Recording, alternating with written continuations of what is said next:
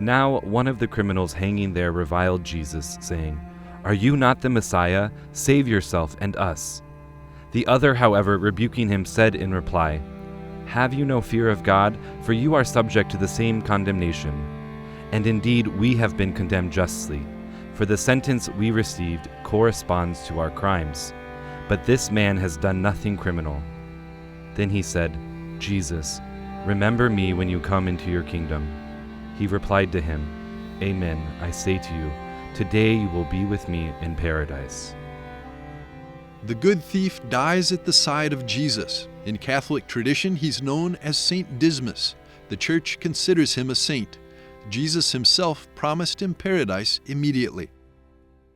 Dismas has always been like a key figure in the crucifixion because he was promised by Jesus Christ that he would be the first one to come to paradise along with him.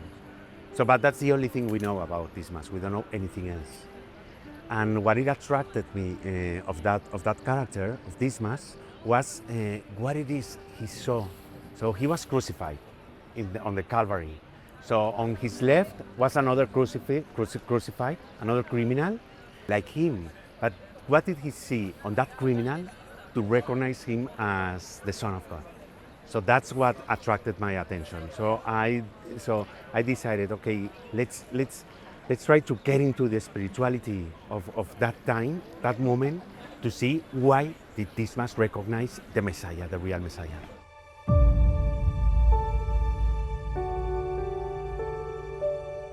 Tony Gratacós is a best-selling author from Madrid, Spain. He came to Rome during Lent to participate in the Jubilee pilgrimage. With EWTN News, he met on the bridge leading to Castel Sant'Angelo, which is lined with stone angels carrying the instruments of torture.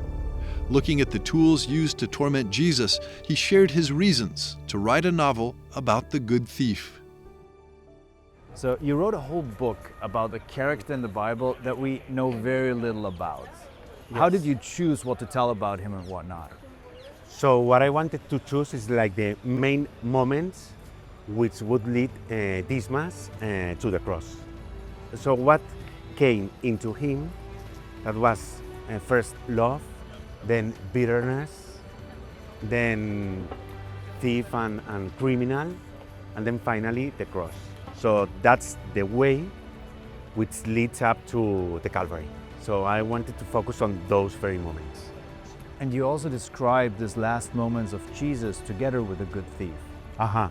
That's correct, yeah. So going up the Calvary, no, and how he tries Dismas to look at, and he has Jesus Christ in the back.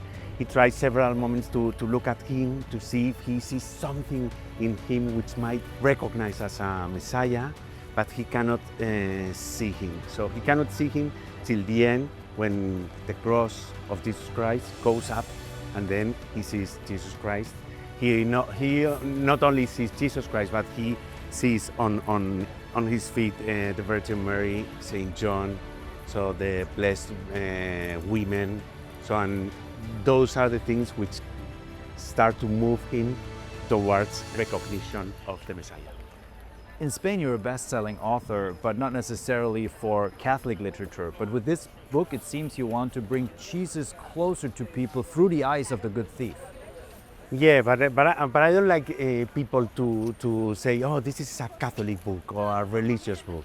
So I think this is a book. It talks about other books which I wrote. One is about the Mexican conqueror Hernán Cortés.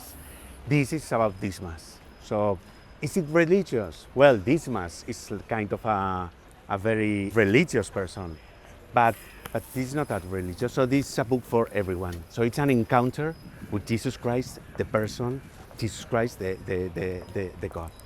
What can we learn from Dismas today? So what we can learn from Dismas is the leap of faith he took.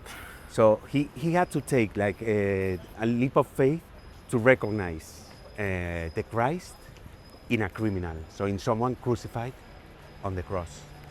So we as Catholics, as Christians, as Catholics, we have to do the same leap of faith. So in recognizing the Christ in a piece of bread. on the altar.